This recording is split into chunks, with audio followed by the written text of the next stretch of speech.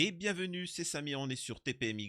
Aujourd'hui, on va faire une vidéo qui est assez particulière. Je ne vais pas réagir à l'actualité, mais plutôt vous faire le profil psy de Cyril Hanouna. Vous allez voir, ça va être intéressant. Et si même, disons que ça vous plaît, on pourra même s'occuper du profil psy des chroniqueurs un à un. Gilles Verdez, Géraldine Maillet, ainsi de suite. Donc, avant ça, je vous invite à me vérifier si vous êtes bel et bien abonné à la chaîne et si vous ne l'êtes pas, abonnez-vous. Laissez un commentaire pour le référencement et un petit like, c'est la moindre des choses. Donc j'ai préparé un petit texte que je vais vous lire, voilà. Et on va démarrer tout de suite en espérant essayer d'éveiller un peu plus les gens concernant qui est Cyril Hanouna et de ne pas tomber dans le piège qu'il essaye de vous faire tomber. Hanouna est un prédateur émotionnel. Il se nourrit des émotions de ses chroniqueurs et surtout des invités. Il boycotte. Le boycott, il ne le supporte pas. Il veut l'attention des gens, qu'on dise du bien de lui ou du mal. C'est très important de comprendre ça. Que les haters d'Hanouna sont... pour Hanouna, c'est la même chose. Dire du bien de lui ou le critiquer, c'est la même chose. Ce qu'il faut faire pour lutter contre l'influence d'Hanouna, c'est un, le boycotter, ou deux, le débunker. Montrer qui il est pour que les gens puissent décrypter ses techniques de manipulation. Est-ce que c'est clair? Donc, j'en étais à où? Donc pour ça, pour ceux qui disent du bien ou du mal, pour ceux-ci, il est prêt à offrir des maisons, se mettre nu, humilier ses chroniqueurs, et ça encore, bien évidemment, c'est ce qui est racontable. Alors, les chroniqueurs ainsi que son public, issus essentiellement de l'immigration et musulmane, n'arrivent pas à se défaire de cet énergumène, grâce à la perversité dont il fait preuve, et le terrain favorable de la communauté musulmane en France. Il utilisera ce qu'on appelle le renforcement intermittent. Pour résumer, il soufflera le chaud et le froid. Donc voilà. Donc on va parler du renforcement intermittent dans un premier lieu. Et je vais illustrer ça avec des... Alors soit en vous le rappelant avec ce qui s'est passé dans l'émission, comme l'affaire Louis Boyard ou autre, mais parfois je vous montrerai la vidéo. Ok ?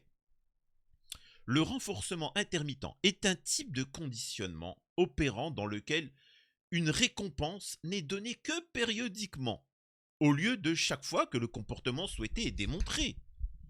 Ce type de renforcement encourage un comportement répété, car la récompense est imprévisible. Le sujet ne sait donc pas quand la récompense sera délivrée. Et vous, ça vous fait des économies. Le renforcement intermittent peut être très efficace pour encourager les comportements souhaités, car il maintient le sujet engagé et intéressé par la récompense. Alors sachez que là, on va vraiment se focaliser sur les chroniqueurs de TPMP, les fanzouz. Vous allez comprendre pourquoi les chroniqueurs sont comme ils sont, et les fanzouz. Ça va faire mal, hein. Je peux vous dire que là, c'est l'une des vidéos qui va faire le plus mal à Cyril Hanouna. Donc voilà, bref, j'en étais à où? Le comportement souhaité par Hanouna ici est l'obéissance, la soumission et l'admiration. Il peut donner des maisons, des cadeaux pour des invités. Pour les chroniqueurs, vous le savez bien, pour ceux qui ont suivi TPMP, leur proposer une émission, un prime time. Regardez Mathieu Delormeau, il a attendu le pauvre des années pour avoir une émission ou un prime time. Il en a eu, mais sporadiquement, comme ça. Et c'était une grande annonce. Une fois par an. C'était une folie. Il était mis en concurrence. Mathieu Delormeau était mis en concurrence dans un jeu de hasard ou autre face à d'autres qui, eux, ne veulent pas présenter. Mais c'était juste pour montrer à Mathieu Delormeau que je ne te donnerai pas la chose aussi facilement. Voyant les difficultés arriver et voyant ses chroniqueurs se révolter, il proposera à tous, Cardoz, Benaïm, Delphine Vespizer, Kelly Vedovelli, etc., des émissions pour les tenir. Le renforcement intermittent peut également présenter certains inconvénients. Si la récompense n'est pas donnée assez fréquemment, le sujet peut se décourager et abandonner. De plus, si les récompenses sont trop fréquentes, le sujet peut devenir trop confiant et ne pas prendre la tâche au sérieux. Voilà. En résumé, ils vont se révolter.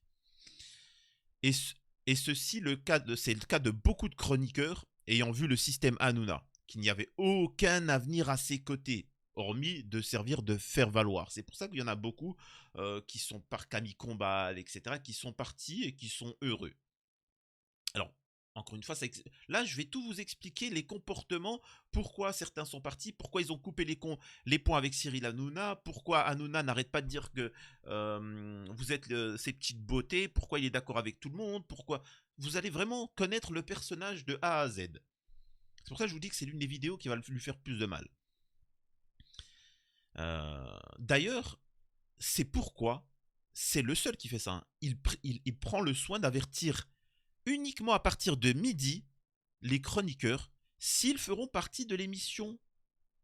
Ça veut dire que les chroniqueurs ne savent pas quand ils feront une émission ou pas. C'est seulement quelques heures avant qu'on lui dit « Hop, tu es dans l'émission ».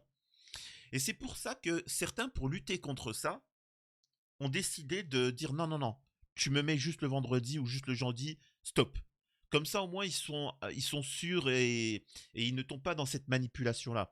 Parce que Cyril Hanouna les manipule comme ça, en laissant un... Alors, le soir, tu ne sais pas si tu vas travailler demain. Alors, je travaille pas. Il est midi, j'ai toujours pas reçu un message. Il m'aime plus, qu'est-ce qui se passe? Il est midi 1, la panique, l'angoisse. Et à midi 2, c'est bon, j'ai reçu un message. Merci Hanouna, merci. Merci, merci. Vous voyez ce que je veux dire? Ça crée ce sentiment-là. Alors que c'est pas normal. Normalement, tu dois avoir un programme, tu dois prévoir des choses, tu peux avoir un week-end, des choses comme ça. Non. Hanouna les manipule. Ça laisse un état de peur et de dépendance à sa perversité. La seule qui échappe à ce système, un tant soit peu, c'est Géraldine Maillet. Vous allez comprendre pourquoi. Et Nora Malagré, d'ailleurs, dénoncera ce système à demi-mot. Le renforcement intermittent est puissant car il est imprévisible. Ce type de renforcement permet de garder les employés dans l'expectative ou sur le qui-vive, ce qui peut entraîner une augmentation de la productivité. De plus, le renforcement intermittent peut aider à éviter l'ennui et la complaisance des employés. À votre avis, pourquoi dans toutes les émissions de télé, les chroniqueurs s'expriment correctement quand ils ont un invité, ils échangent, ça peut être houleux, mais il y a des échanges. Pourquoi sur TPMP c'est aussi violent? Encore une fois, c'est dû à ça et je vais beaucoup plus le développer. Là, c'est une introduction et on va y aller tranquillement. Il utilisera aussi ce qu'on appelle le love bombing, le bombardement d'amour. Le renforcement intermittent est puissant car il est imprévisible. Ce type de renforcement permet de garder les employés. Alors ça, je l'avais déjà dit. Alors, vite fait, je reviens sur le, comment on appelle ça, le renforcement intermittent. Loin de là l'idée de dire qu'une personne, attention, hein, généreuse est un pervers narcissique. Il s'agit de voir derrière la finalité. Quelle est l'utilité derrière ces comportements? Derrière tout ce bombardement d'amour, de compliments, etc. Si c'est qu'un acte d'amour sans aucune volonté de plus que faire plaisir, cela n'est en rien dommageable, bien au contraire. Par contre, s'il permet à la personne de vous menotter à vie, de profiter de vous et vous faire culpabiliser, là c'est de la perversité. Combien d'hommes ont offert des milliers de choses aux femmes, les font sortir comme des princesses, les comblent de cadeaux, j'allais dire gâteaux, mais gâteaux aussi, hein. Pour ensuite ne plus rien donner et profiter d'elles dans tous les termes connus du 1. Et à votre avis, c'est qui se retrouve souvent à devoir payer hein, tous ces cadeaux une fois marié? Eh ben c'est la femme, c'est la victime. Voilà. Maintenant, il va falloir payer les crédits. Voilà. Et les gosses, le loyer, le crédit, tout ça, c'est la femme qui va payer. Ce que le mec a contracté, voilà, il a loué une voiture de luxe, des cadeaux, etc. Et ensuite, la femme doit tout rembourser parce qu'elle est amoureuse maintenant. Et si elle ose dire, ouais, mais attends, mec, tu m'as offert des cadeaux, tu m'as fait sortir, tout ça, maintenant t'es endetté, et puis c'est moi qui paye la dette. Là, il vous fera culpabiliser. En disant, oui, mais tu as accepté. tu es une michto si tu veux pas. Vous voyez ce que je veux dire? Ça se retourne contre vous. Je rappelle, hein, malheureusement, que 80% des hommes ne touchent pas plus de 1500 euros par mois, hein, en France. 80% des Français ne touchent pas plus de 1500 euros par mois. Donc quand vous... Et le problème, c'est qu'avec ces gens-là, les femmes, certaines femmes peuvent rêver d'un... Non, non, non, ça n'existe pas. 80% des Français ne touchent pas plus de 1500 euros. Quand vous voyez ces hommes, vous pourriez douter de cette statistique, hein, mais pourtant, regardez le nombre de femmes devant payer ses dettes, et une fois payé, l'homme ira s'attaquer à une autre proie. Vous le savez, mesdames, mesdemoiselles, hein, vous vivez la belle vie, et ensuite vous vous mariez, vous devez payer les dettes, et lui va vers une autre victime. Tu vois. Bref, et derrière, la femme éplorée cherchera tout pour reconquérir cet homme-là, ou cet animateur. Là, je parle pour les fans Zouz. Vous allez comprendre où c'est que je veux en venir. Elle fera tout alors qu'elle s'est retrouvée endettée, trompée, etc. Tout ça pour espérer ressentir ce frisson des cadeaux démesurés, etc. Et aussi le frisson de l'angoisse, du stress, de devoir payer les dettes. Un manque va se créer. Hanouna fera ça en déclarant sa flamme à ses viewers, à ses fans Zouz, ses petites beautés. Se faisant humilier tous les jours au travail, dans la vie, se retrouvant avec Hanouna qui dit en prime time que toi qui te fais humilier au travail, que derrière tu es quelqu'un d'intelligent, tu es belle, tu es beau. D'ailleurs, Hanouna aime tout le monde, hein, sauf les enfants palestiniens. Ça par contre, non, ça matche pas, tu vois. Il humiliera souvent, par exemple, Mathieu Delormeau, Verdez et d'autres, tout en leur disant qu'ils sont des amours et qu'ils les aiment, sporadiquement bien évidemment, créant ainsi des états dépressifs. D'ailleurs, comme a pu le constater Damien Tarel, le gifleur de Macron, avec qui j'ai pu avoir une interview, qui est un amour, et qui expliquait, hein, qui témoigne que pendant l'émission, ils prennent tous des petites pilules magiques. Alors, soit c'est des Skittles, soit, soit c'est autre chose. Le renforcement intermittent est puissant car il est imprévisible. Ce type de renforcement permet de garder par exemple les employés. Alors, non, excusez-moi, ça je l'ai déjà lu. Les gens qui s'aventurent comme moi à critiquer Hanouna se retrouvent devant un parterre de fanzouz et de musulmans vous expliquant qu'Hanouna est le seul qui offre des cadeaux et qui pense au peuple et qui défend apparemment les musulmans. Voilà. Ça m'a valu d'ailleurs d'être radié de mon islamité, hein, d'avoir critiqué Hanouna. Voilà. Car Hanouna est le seul qui invite des femmes voilées et défend les musulmans. Ah bon? C'est ce qui a été le cas, hein, pendant un temps, mais c'était pour récupérer l'audience de cette communauté-là et pouvoir les manipuler pour des promoteurs et leur vendre des choses. C'est uniquement ça, hein, le but. Par exemple, c'est pas pour rien que vous avez énormément d'influenceurs qui se sont dit musulmans, un musulman osant dire qu'ils ne le sont pas, car ils ne prient pas, car ils ne sont pas ci, qu'ils ne sont pas ça, qui crachent par exemple, Allah, sur les messagers, sur le prophète, sur le Coran, comme le fait Idrissa Berkane, vous tombez sur un parterre de fanzouz, enfin de pseudo-musulmans, vous tombez dessus. Alors, il est évident pour tous ceux qui ne sont pas musulmans, pour vous, c'est logique. Demain, quelqu'un qui critique Jésus, qui dit que Jésus n'existe pas, qu'il est fou et que la Bible c'est n'importe quoi, vous allez dire il n'est pas chrétien, il n'est pas catholique. Et bien chez les musulmans ça passe, parce que Idrissa Berkane est quelqu'un de, je cite, intelligent. D'accord. Et ça c'est malheureux, mais bon. Je vais encore une fois expliquer en quoi la communauté musulmane est fragilisée, pourquoi ce sont eux qu'on essaie de manipuler assez facilement, les influenceurs et ainsi de suite. Moi, je veux être libre, tout du moins, je l'ai comme objectif. Je ne le suis peut-être pas, mais je sais intuitivement ce qu'est la liberté et ce qu'est une oppression. Au-delà des sociétés, des civilisations, de la culture, au-delà de la famille, au-delà de tout, je vois la liberté. Là où beaucoup en ignorent le concept. La liberté peut également être une soumission, du moment où elle est suivie en toute connaissance de cause. Je suis musulman, je suis totalement libre, j'ai choisi librement de devenir musulman et je me soumets librement au cadre de l'islam. Très tôt, ce que je veux dire, c'est ça aussi la liberté. La liberté, c'est pas de dire je ne veux... Voilà, non, ce n'est pas ça la liberté. Je refuse de me soumettre à tout. Non, non, non. Je... Et très tôt, par exemple, un enfant, vous avez un enfant, vous pourriez vous dire que la liberté, c'est de ne pas s'en occuper, de ne pas le nourrir et je m'en occupe pas. Non. Là, ça s'appelle tu suis ton égoïsme. C'est pas pareil. Mais bon.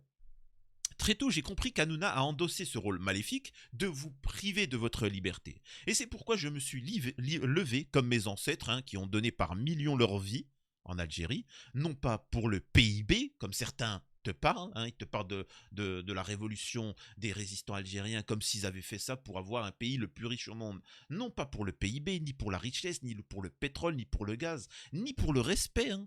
Parce que là, on ne respecte pas les Algériens. Vous savez très bien que quand une population se révolte et devient libre, on ne la respecte pas, on la critique.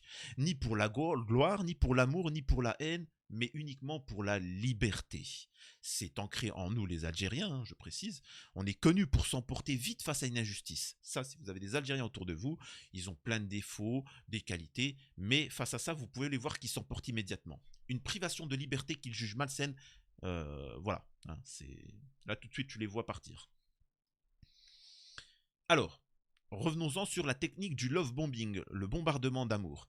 Ça sert à vous mettre en confiance, c'est de vous donner envie de vous investir dans cette relation et de croire en lui et en l'avenir avec lui. Avec toutes ces attentions, ces cadeaux, ces déclarations enflammées et même parfois ces voyages de rêve qu'il vous offre et vous tombez rapidement sous le charme. Vous vous sentez important, valorisé. Une fois que vous êtes en confiance et que vous avez faussement l'impression d'avoir renforcé votre confiance en vous, la personne malveillante pourra alors avoir une emprise sur vous et vous faire accepter ce que vous n'auriez accepté d'aucune manière la chose. Au préalable, hein, voilà. Ces choses sont de deux ordres, hein. Il y a le plaisir personnel aussi d'Hanouna et son objectif commercial. Enfin, son objectif commercial de son maître. Premièrement, accepter la destruction de la France et tout ce qui fait de la France, détruire... Enfin, là, je vous parle du fait que Hanouna vous a tellement manipulé, en tout cas les fans ou autres, que il vous fait accepter des choses que vous n'auriez jamais acceptées. Par exemple, Hanouna et ses maîtres veulent détruire la France. Tout ce qui fait de la France, le tissu social de la France. Il vous explique que les retraites, le chômage, le RSA, les hôpitaux, tout ce qui est le social, tout ce qui fait la force de la France, c'est un truc d'assister. Et maintenant, tous les fans souhaitent supprimer tout ça. C'est fou. Je rappelle, hein, pour les autres, que le chômage, il est payé par notre travail. Tous les mois, on nous prend une somme, hein, tous les mois, de notre vie. Et au cas où, si le travail s'arrête, eh ben, on nous reverse une partie, c'est-à-dire un quart des 2 dernières années. Quelqu'un qui n'a jamais travaillé ne peut pas avoir le chômage. Est-ce que c'est clair? Est-ce que c'est clair? Donc je veux bien qu'on annule le chômage, mais qu'on arrête de nous prendre tous les mois cette somme-là.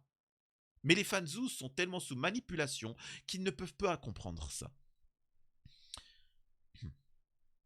Enfin bon. Pareil pour les retraites d'ailleurs, hein, je précise. Voilà. D'ailleurs, il fera que d'humilier les chroniqueurs pour le but de leur faire perdre leur estime de soi. Ce qui amène d'ailleurs les chroniqueurs à tomber sur les invités pour pouvoir compenser et lâcher leur frustration sur les autres. Exemple, Damien Tarel, le gifleur de Macron avec Raymond Abou. Raymond Abou se faisant humilier par Cyril Hanouna et ainsi de suite, dès qu'il voit un invité, il peut se lâcher dessus. Il va voir Damien Tarel, le gifleur de Macron, et va vouloir l'humilier. Et il va vouloir se lâcher. À ce moment-là, Damien Tarel, noble qu'il est, esprit chevaleresque, laisse les critiques de ces vils gueux rebondir sur lui. Mais ce faisant, Raymond Abou, sentant la passion, insiste et franchit une étape qu'il ne faut pas avec Damien Tarel. Il dit à Damien Tarel, il dit à Damien, j'ai envie de t'en foutre une, je vais te la mettre, et voilà. À ce moment-là, Damien Tarel, il dit, bon, allez, ni une ni deux, bah écoute, vas-y, viens. Allez, on arrête l'émission, viens. Là, Raymond Abou est décontenancé. Il est décontenancé. Et vous le verrez que quelques minutes après, il dira du bien de Damien Tarel. montrant une fierté. Comme il a la fierté envers Cyril Hanouna qui l'humilie. Là, il a été humilié par Damien Tarel, donc il le vénère. C'est particulier. Voilà. Je rappelle que pendant ce moment-là, Cyril Hanouna, quand il voit ces scènes-là, il a le barreau. Les chroniqueurs n'arriveront plus à faire quoi que ce soit. Hein, d'ailleurs, traumatisé, regardez le nombre de chroniqueurs qui ont coupé les ponts avec Cyril Hanouna et ce n'est pas anodin. Je vous expliquerai aussi pourquoi certains ne parlent plus avec Cyril Hanouna.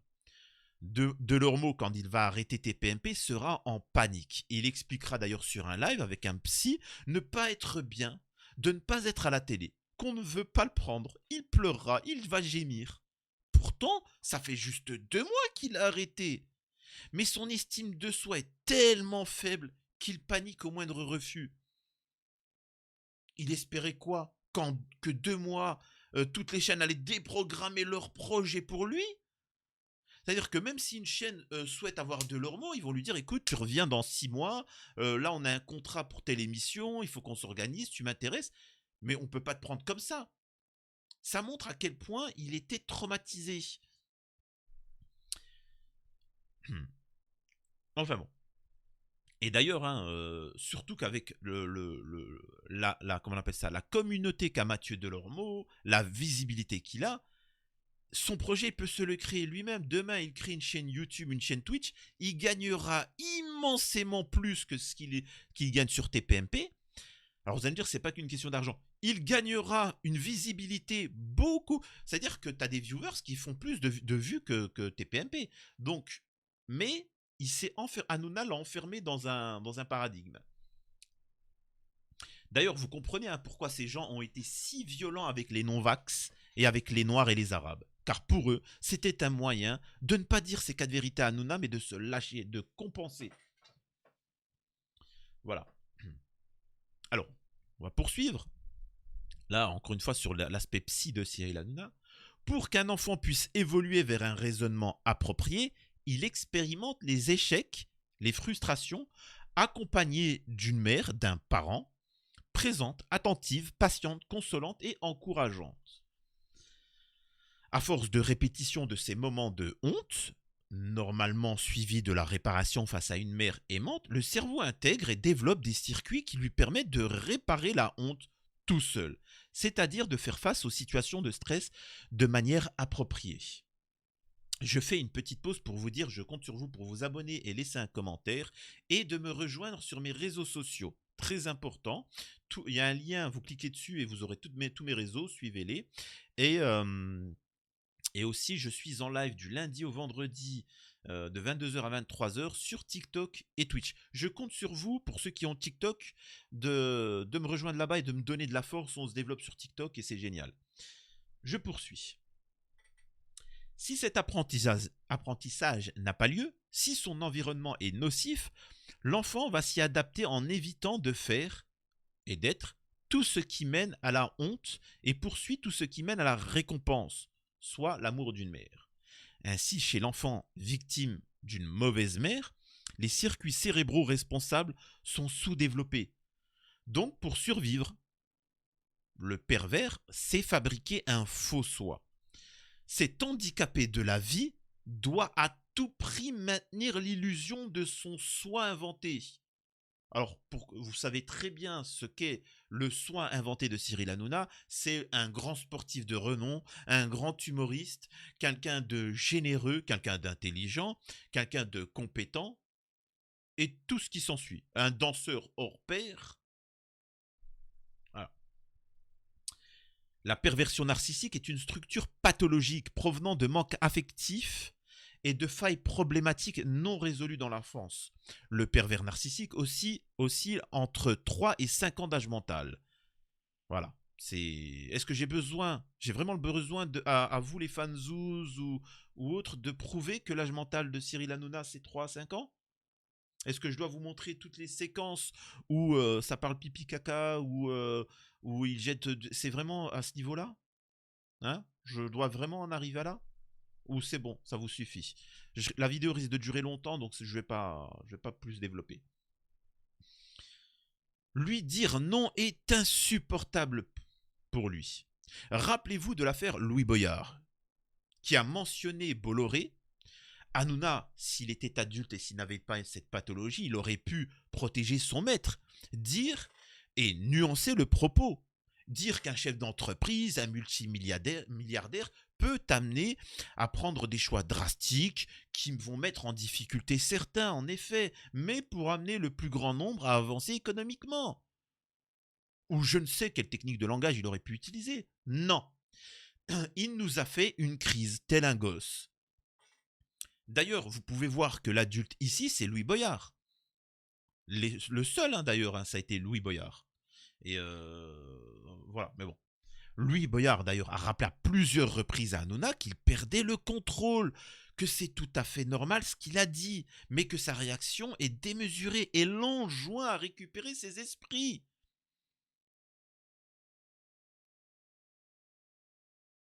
Comme l'a dit Fabrice Divisio dans l'interview que j'ai faite avec lui, sur les proches d'Hanouna, les chroniqueurs ne peuvent rien dire sur Cyril.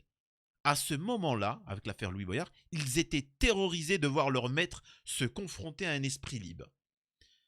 Il y a aussi, je vous avoue, hein, parce que j'ai mes petits contacts, beaucoup de chroniqueurs, sachez qu'ils prenaient un malin plaisir à voir Louis Boyard remettre en place Cyril Hanouna. Voilà, ils ont eu ces deux sentiments. C'est celui du lâche qui veut prouver la fidélité à Cyril Hanouna, qui sont tombés sur Louis Boyard, mais je peux vous assurer, observez, si vous voulez, regardez cette séquence et voyez que certains chroniqueurs jouissaient de voir quelqu'un recadrer Hanouna. Personne n'aime Hanouna, et à juste titre. C'est pourquoi aucun d'entre eux ne va aider réellement Cyril Hanouna. Un véritable ami aurait dit « Hanouna, tu vas trop loin. Doucement, il y a les caméras. Fais ce que tu veux en dehors des caméras, mais là, tu vas te choper 3 millions d'amendes. » Mais personne ne l'a fait. C'est ça. Je rappelle aussi, hein, je fais une petite parenthèse concernant le fait que j'ai toujours débunké Cyril Hanouna, là où 99% des influenceurs, des youtubeurs ont léché Hanouna. Et maintenant que le travail a été fait et qu'il y a un boycott sur Cyril Hanouna, vous pouvez voir ces mêmes personnes critiquer Hanouna. Voilà. Alors qu'ils ont toujours espéré bénéficier de la semence d'Hanouna. Voilà, c'est comme ça, c'est pas grave. Et ben, en fait, ces gens-là, qu'ils critiquent ou qu'ils disent du bien, ils espèrent juste avoir l'attention de Cyril Hanouna. Alors que moi, mon but, c'est de vous apprendre à débunker cet individu, mais et qui servent à d'autres, hein, à d'autres émissions ou autres, et que cette émission s'arrête. Je ne suis pas là pour donner de la visibilité à Hanouna comme certains. Et tous ces gens espèrent, comme par exemple Bassem Braiki, qui espère juste un jour être invité, recevoir la générosité de Cyril Hanouna. Voilà. Et intérieurement se disent, c'est pas grave, je pourrais encaisser les coups d'Hanouna, et l'important c'est que j'ai la visibilité et que je gagne bien. Voilà. Ah, quoi? Encaisser les coups? Encaisser les coups de hanche? Non, ça se... Oui, bon, d'une certaine manière. S'il te plaît, c'est sérieux. Voyant leur maître tomber en disgrâce, maintenant, il lui tombe dessus. Vous pourriez vous dire, ben, tout le monde va te suivre, Samir. Tout le monde va voir que les autres ont retourné leur veste. Détrompez-vous, car la majeure partie des gens utilisent la même influence que Cyril Hanouna. C'est-à-dire que la majeure partie des youtubeurs, des influenceurs, utilisent la même stratégie qu'Hanouna. C'est juste que ça a plus ou moins grande échelle. Je suis l'un des rares à pas seulement souhaiter, mais créer une communauté de gens égaux. Je ne suis qu'un rouage, je suis uniquement, et c'est vrai, en première ligne. Je suis le fer de lance qui est accroché, et vous qui me supportez, vous êtes la lance. Et YouTube, malheureusement, sont les liens qui nous unissent. Et ce qui tient cette lance, c'est la liberté, la dignité, la paix. Ces sentiments qui sont agressés en ce moment par la malveillance ambiante et les sentiments de guerre et de désordre se présentent à nous pour agir. Et nous nous sommes assemblés pendant qu'eux poursuivaient leur mal. Peu importe les fakes et les corrompus, la liberté est une idée, une volonté, elle ne s'enferme pas. Elle ne se fait pas humilier. Hein. Et en ça, ils ont déjà perdu. Mais je confirme et je persiste, je suis l'un des seuls à avoir lutté, hein. Et une fois la victoire acquise, sachez, hein, que moi, vous, nous, tous, nous serons certainement affaiblis, hein, fatigués du combat qu'on a mené, et les lauriers ne seront pas pour nous, hein, ils seront pour d'autres. Tu vois. Je reçois encore beaucoup de messages de gens qui me disent. Alors là, je fais une parenthèse par rapport au profil Psydanouna. Je vois beaucoup de messages qui me disent ah, t'as vu, un tel il a dit ça, un tel il a dit ça, un tel il a dit ça. Mais moi, tu partages mes vidéos? Non. Mais pourtant, ça fait 2 ans moi que je le défonce. Ouais, mais un tel il a dit ça. Ouais, je sais, je le connais. Ouais, il dit du bien, Hanouna, non? Ouais, mais là, il a dit du mal. Ah, d'accord. Et c'est pour ça que tu relais partout. D'accord. D'accord. Ces gens-là ont toujours donné de la force à Hanouna, mais peu importe. Car ces gens-là ne représentent aucun mal. C'est pas grave si ces influenceurs reçoivent les lauriers parce qu'ils ne représentent pas de mal. C'est juste des moutons. Voilà. L'important, c'est de faire tomber Hanouna. Je reviens sur la perversité narcissique.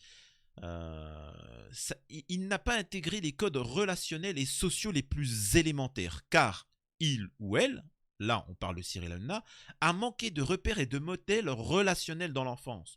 Le respect de l'autre, la loyauté, l'honnêteté, la confiance, la compréhension ou l'empathie lui sont inconnus. Il sait tout au plus feindre la sympathie au début, mais le masque finit par tomber. Fonctionnant sur un mode relationnel toxique et délétère, il ne sait pas construire, il ne sait que détruire. Je vais vous montrer un passage avec la fille de Bernard Tapie. Je rappelle qu'à ce moment-là, Bernard Tapie avait le cancer, était à 2 doigts de nous quitter. Sa fille, qui avait sorti des chansons, etc., était invitée sur TPMP pour faire la promotion de son œuvre. À votre avis, qu'est-ce qui va se passer? Désolé, je ne pourrais pas vous montrer l'image, au moins quelques petits passages, mais écoutez l'audio. Donc c'est tout simple. Je suis très mal à l'aise, c'est tout. Bah oui, mais je comprends. Mais alors, Et je me sens un peu piégée. Attendez, hop. Cyril Hanouna va vouloir va l'inviter, parler de son clip de musique, et à ce moment-là, il va lui dire alors ton père il va bien? Ouais, oui, bon, c'est un peu difficile en ce moment, etc. Et il va souhaiter qu'elle pleure, mais elle va dire s'il vous plaît, est-ce que je pourrais éviter de parler de mon père? J'ai pas envie. S'il vous plaît, moi je suis pas bien. Et regardez la réaction de Cyril Hanouna. Très important. Écoutez-moi ça. Et je me sens un peu piégée, très honnêtement. ah non, mais il n'y a pas de. Non, c'est le titre en live. Oui, bien sûr, mais je pensais pas on m'infligerait ça. Voilà. On vous infligerait quoi? Parce que ça, les images, de voir ça et tout, mais... si j'avais su, franchement, je vous le dis honnêtement, je ne serais pas venue. J'avais pas envie de m'infliger ça, en fait. Mais c'est-à-dire, parce que vous saviez, la production vous a dit qu'on avait un documentaire sur Bernard Tapie. Oui, oui, et il était censé passer après que je sois passée. Non, avant.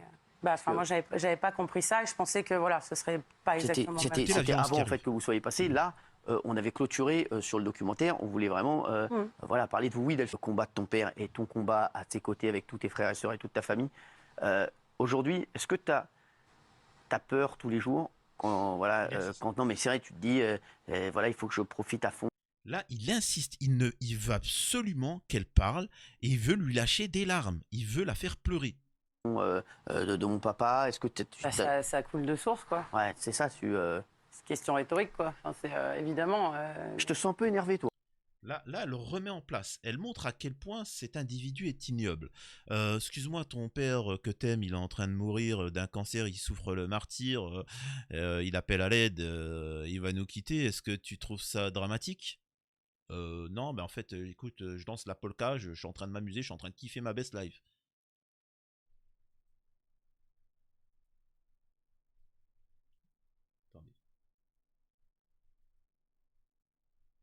J'ai juste un petit souci d'audio. Ça se fait.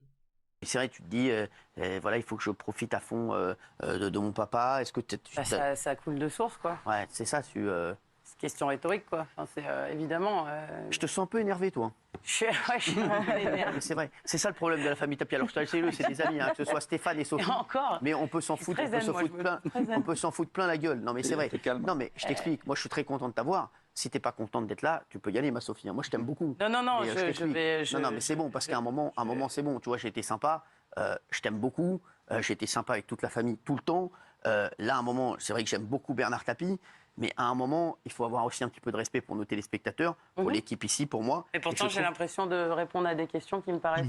Non, mais pas du tout. Mais non, on parle de ton album. C'est un album dans lequel tu as fait une chanson pour ton papa. Bien sûr. C'est pas un album où tu parles de tes vacances à Punta Cana. Non, Donc forcément, je ne te parle pas de tes vacances à Punta Cana. Donc je suis très gentil avec toi, mais à un moment... Quand tu me excuse-moi, quand vous me dites... Non, tu peux est-ce que tu as peur tous les jours? Enfin, on est d'accord que cette question, elle est super malaisante quand même. Bah non, je trouve pas. Écoute, je suis pas d'accord. Isabelle, qu'est-ce que t'en penses? J'ai vachement de mal à répondre à ça. Alors, pour être très honnête, c'est la question que tout le monde se pose. Bien sûr. Je sais, mais moi, c'est super dur pour moi de répondre à ça, parce que ça, même si je suis quelqu'un de fort, Mais je question que tout le monde père vive le plus longtemps possible, et c'est vrai que on a l'impression de te faire chier. Mais si on te fait chier, écoute, on va arrêter. C'est pas ça, c'est juste que je me dis, je suis très très mal à l'aise, c'est tout. Ben oui, mais je comprends. Mais alors, tu vois, il fallait nous le dire peut-être avant, et Dieu nous dire, je ne parlerai de rien à part de l'album. Mais juste sur l'album, tu fais quand même un titre. Le premier titre de l'album, ça s'appelle Le Phénix. Mais je peux en parler un sur ton quart d'heure papa. du Phénix, si tu Oui, mais alors, mais dans le Phénix, ça veut dire quoi le Phénix? Mais ça bien veut dire sûr. que tu as envie que ton père vive le plus longtemps possible et renaisse de ses cendres. Voilà ce qu'est Cyril Hanouna. Il n'arrive pas à comprendre, il n'a pas le sentiment, il n'a pas de... C'est fini. Vous avez le personnage de Cyril Hanouna avec cet exemple-là. Bref, voilà, je vous ai montré ce petit passage. Je pourrais vous montrer à chaque fois, vous agrémenter de témoignages, d'éléments, mais ça ne... pas non plus... à vous aussi de rechercher les trucs. La politesse aurait été de moins de ne pas en parler de front, tu vois. Et Sophie, elle refuse, hein, vous avez bien vu, elle refuse. Alors certains, ils vont me dire, Samir, tu te trompes, c'est pour les audiences. Ça aurait pu être le cas. Tu vois, c'est vrai que voir la fille de Bernard Tapie pleurer, mon père, il me manque, ça aurait été attirant au niveau des audiences. Mais quand une fille te dit non, s'il vous plaît, je ne veux pas parler de ça, ça me traumatise, mon père il va bientôt quitter la... Un humain normalement constitué ne va pas insister et il va pas s'emporter. Il va pas même la menacer en disant oh, tu vas tout de suite en parler. Il s'est emporté d'une violence inouïe, vous avez pu le constater. C'est particulier, c'est vraiment c'est démoniaque.